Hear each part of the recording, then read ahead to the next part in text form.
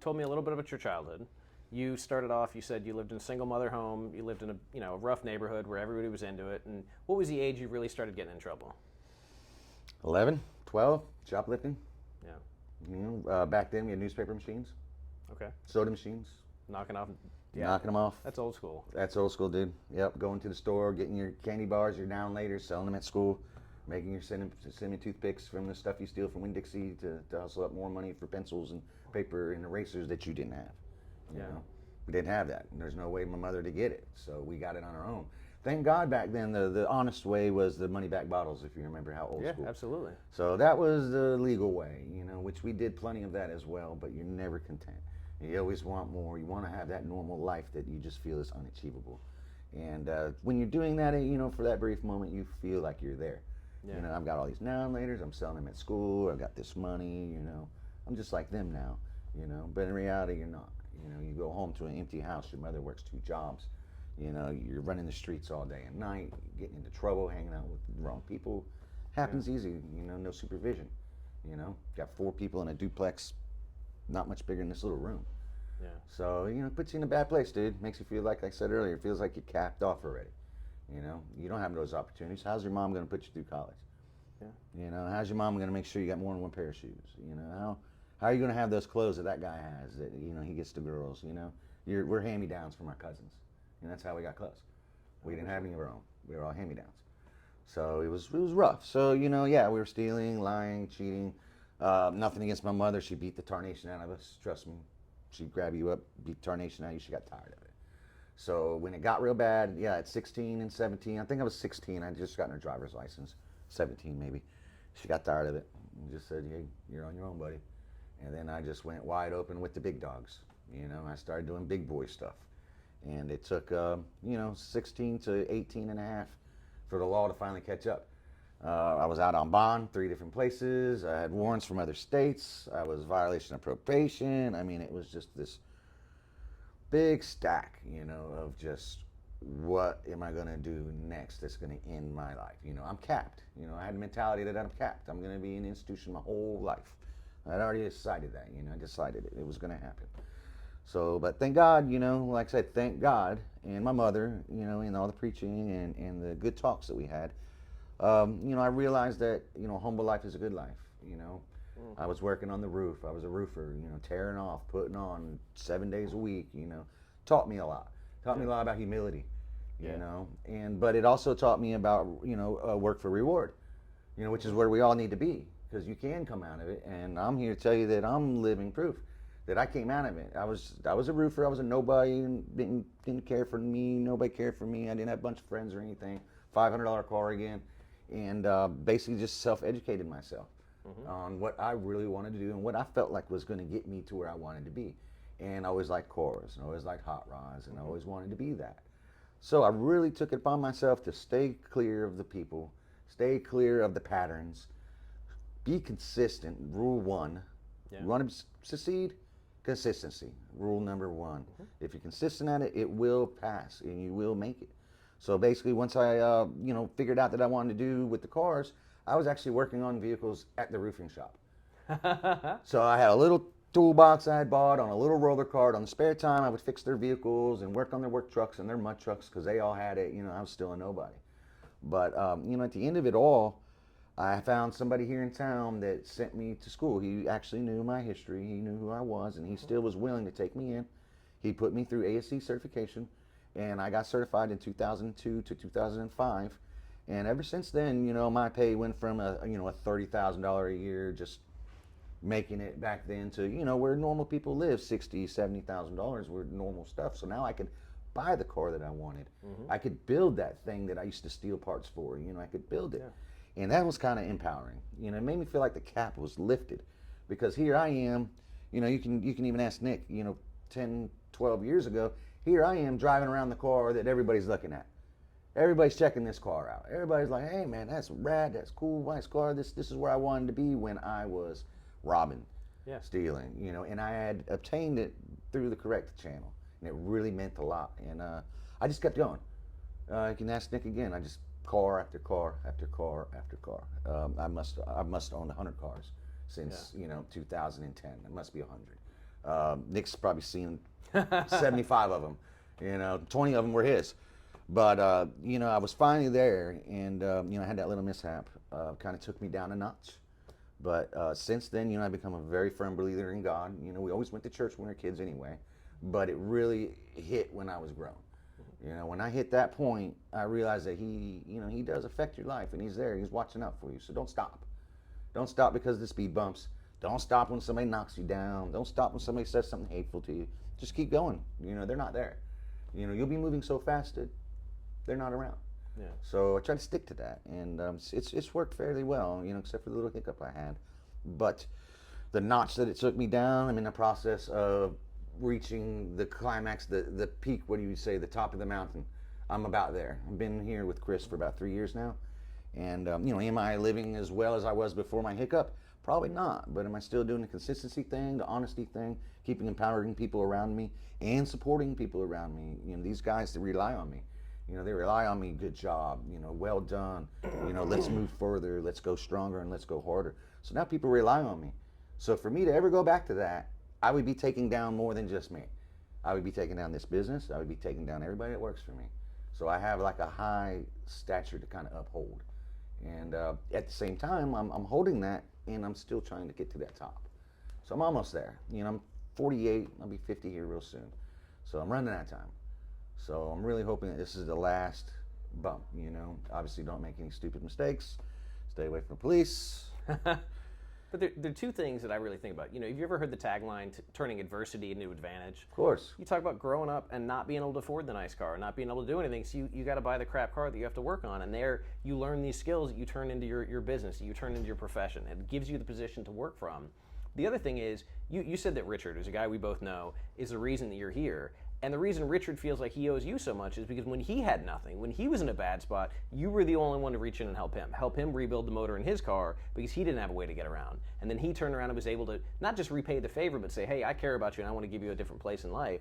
And now we know Richard's doing incredibly well. It sounds like you're doing well. Yep. It just sounds like you have a good heart, that you're there for other people when they need it, and that turns around and you get things from other people when you need them. Right, and the biggest part about it for me is don't expect anything. Yeah. I didn't do it expecting anything from Richard. I did it because he needed help. He was a very nice guy. I knew what he was doing. He was this dog kennel, and he was in a rough spot, and his wife had just died, and he really needed this car to run. And the people that had worked on it before really just messed him over. Mm-hmm. You know what I mean? And I would have gone out of my way, whatever it took to make sure it was right for him. And, he's very empowering. He's very supportive.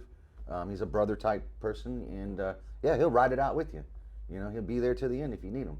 So, I'm really proud of him too, dude. I mean, it's come a long ways in a fast time with a lot of adversity.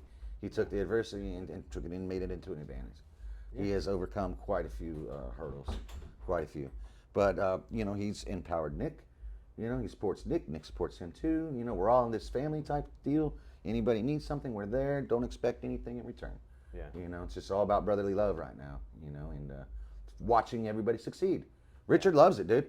He loves watching people succeed. When he gets his little message in, which he forces you, by the way, you don't have an option of saying yes or no. You are going to do it. But when you do it, he is there with the big bright eyes. He's so happy and supportive of you, dude. He's one of the best guys I know.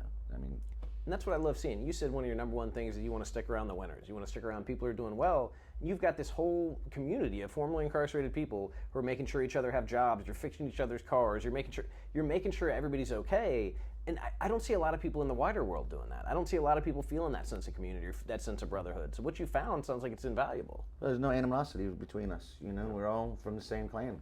We're all from the Roughnecks. We're all capped off from birth. Like I said, we all feel like that we're capped off. And the empowering people that you keep around you, all of a sudden that darkness is now light. And you just go to the light, buddy. It's easy. It's a one-way street. Go towards the light, man. It's there because of the people around you. When you're by yourself, you already know it's so easy to get dark and lonely and absolutely and despaired. And that's honestly, my buddies that have failed and gone back, that's why. There was nobody around to support them. They were with the wrong woman. They had terrible jobs, and they just got depressed for being lonely.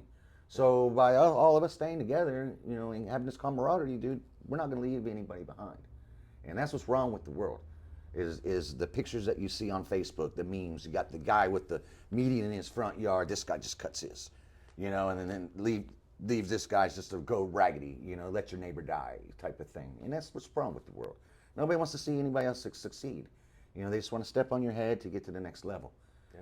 So, we learn humility by, being in the system. It teaches you humility, which is what it's there for, obviously. You pay your debt to society, which we never really repay, that. Yeah. But you learn your humility. So once you get out, you use that humility to your advantage. And when you're in there, you meet brothers. You find people inside that have different talents. Like Nick's met so many people while he was in, had so many talents. Mm-hmm. And that when they got out, Nick was there to support them. Nick was there to empower them. Now, does everybody make it?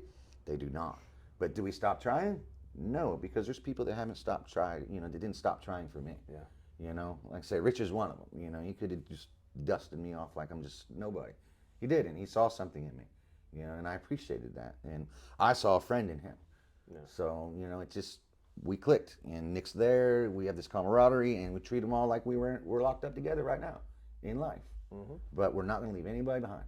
Well, I'm not going to leave Nate behind. I'm not leaving my buddy John behind. We're definitely not leaving Nick behind. We all kind of stick together. And I think the world needs more of that, dude. Let your brothers succeed instead of stepping on their head to get to the next level. I wish a lot more people would think like that. But if they were taught the humility, maybe they would. Well, and that's the thing, because in this incredibly successful business, you have more formerly incarcerated people than not, right? Truth be told, probably. That says something about people's potential. Often we say, a leopard can't change its spot, or, people don't deserve it. You got people that are making a business thrive and expand and open new locations that have all had that past and all had that history, but that are all supporting each other in probably a more positive way than most of the people I know who haven't been incarcerated. Yeah, they don't learn humility, the moral values that you gather up and that you appreciate, they don't have that. They're just used to what their life is. It's all cheesy and dandy. Don't let this guy get too close. He might try to take your spot. We're not worried about it. If one of my buddies takes my spot, he earned it. Good for him. Why would you think anything else? So, yeah, there's some lessons to be learned, I think, from people that have not had the struggles. I really do. But, I can't blame that on them, as just like I don't want them to blame this on me. It's both sides. You know what I mean? They blame some things. Well, you had choices. You made your choices. And I'm gonna be like, well, you had the opportunity. I had choices. You had opportunity. You know how that works. Absolutely. So, it is what it is. I just think as a world, or as a country, we all need to come together a little bit more, dude, and support the brother next to you. Support the guy next to you. Support the guy riding with you. If we could do that a little bit more, bro, nobody would ever go back. Nobody would ever be able to go back. And it's like you said earlier, you're not doing these crimes because you're bored. You're doing these crimes because you feel like you're capped off. You're in this position, and you feel like it's fight or flight. Yeah. Even though it's the wrong thing to do, you're going to do it because you feel like that's your only option.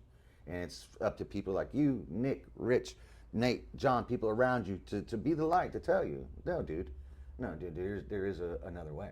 There is another way. And it's the consistency, the honesty, and the empowering. Mm-hmm. So, more people can do that, dude, we'd have a lot less happening right now. Yeah, and to go from where you came from to talking about, you wanted to build hot rods. You built a SEMA car show award-winning car. Yeah, yeah. How does that feel? Well, I try to act like it didn't happen. I really do. I try to be humble. I try to keep it that way. It's very awesome that they gave me the opportunity to even do it. Rich and Chris, they gave me the opportunity, and I didn't let them down, thank goodness. But it's come a long way from where I thought I would be. Like I said, I thought I was capped off. I was going to be, a greasy diesel mechanic or something for the rest of my life. Mm-hmm. Did not know that I was going to be able to take these challenges and move forward and be consistent and keep moving up my education level, keep moving up my experience level, keep moving up the people around me that are empowering me and I'm empowering them. Once I had all of that, dude, it was easy. All I had to do was agree. You know what I mean? Richard makes it easy on you because you don't have an option, but you just agree with the way things are going and just go with it. I'm kind of a stressful person, anxiety, a lot. I do gotta hold on a second. That's the problem with running a business. You don't get a day off. No, sir. 7 days a week. Yeah. Let me just call this call back real quick. I appreciate you. I won't interrupt you any longer. Okay. Well, I hope I gave you something good. Absolutely. That's the straight up truth, dude. That's what we need. That's the thing. Thank you all.